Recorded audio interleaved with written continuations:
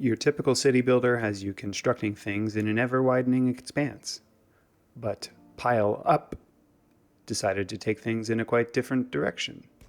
Vertically. How does this topsy-turvy builder work?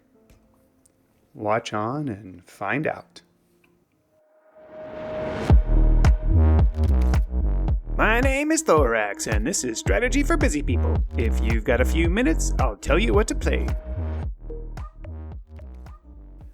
We've been on a city builder kick here recently, and in this next installment of Strategy for Busy People, I took a tour around Pile Up by Remove. I put about 3 hours into this puzzling city builder. Now, I say it's puzzling because I mean that on a few different levels. See what I did there? Levels, pile up, vertical city builder. Ugh, come on, live a little. Anyway, the game is puzzling because, well, it's kind of a puzzle game in some ways.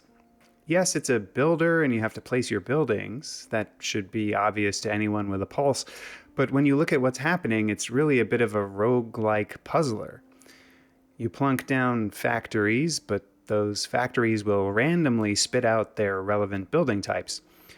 The house factory spits out houses, yes, but you get houses of different shapes and sizes. You get amenities like parks, water facilities, and gas facilities, and those make your citizens happy. You get supports, which, well, support things, duh. The game is essentially about taking this random bag of buildings and constructing upwards with the goal of hitting the population target for that particular map. That's the win condition.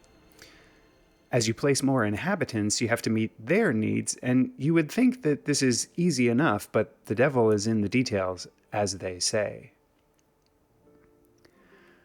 Your inhabitants have a need for electricity, and you can place an electricity generator easily enough. But your inhabitants also have a need for gas. No, not that kind of gas, like cooking gas and who knows what. And you can place the gas generator easily enough, too. But what you can't do is place the gas generator too close to the electricity generator, because the electricity generator has the ignite property and the gas generator has the explosive property, and well, those two things definitely do not mix. Now, what I realized, though, is that death seems to actually be a strategic decision in this game. In what feels kind of like a card game trope, you must play all of the buildings in your quote-unquote hand every turn. And yes, they even talk about quote-unquote deal and quote hand in the game captions. You can knowingly place a water tower on top of some houses, which will destroy both the water tower and the houses, but this gets the water tower out of your hand so that you can end your turn and take a new hand of buildings to deploy.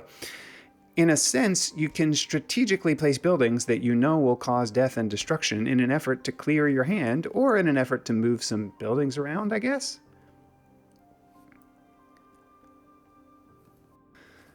The first map is easy enough. It's a flat square for you to build on. But this other map is actually much harder in that it actually has nothing to build on to start, and you immediately have to start by building on a tiny and restricted platform area. If you place enough buildings in the sphere of influence of these fans or antennas, you're gifted with some hovering platforms, but those are a double-edged sword. You can place buildings on them and attach the platforms to existing structures like they were normal platforms, but the hover platforms can only hold so much weight. Once they hit that limit, they fail and all the buildings on top disappear. There are quite a few game over conditions. Factories have a limited production run and will stop making stuff. If you ever run out of new housing in your house factories, it's game over, man. If your people get too unhappy by not having their needs met, it's game over, man. I'm sure there are other game over conditions as well. So really, this game is all about dealing, pun intended, with the cards you've been dealt and trying to build ever more crazy and outrageous-looking vertical contraption cities for your people to live in the hopes that you'll max out the population before you run out of something else. Before I give my final verdict, take a moment to like this video and subscribe to the channel. Don't forget to share it with your friends. Agree with me? Disagree with me? Or want to see other content? Let me know in the comments below. Want to try this game yourself? Check out my humble affiliate link below. And if you want to support me in making more of these videos, become a patron on Patreon. Your support really makes a difference. The final verdict.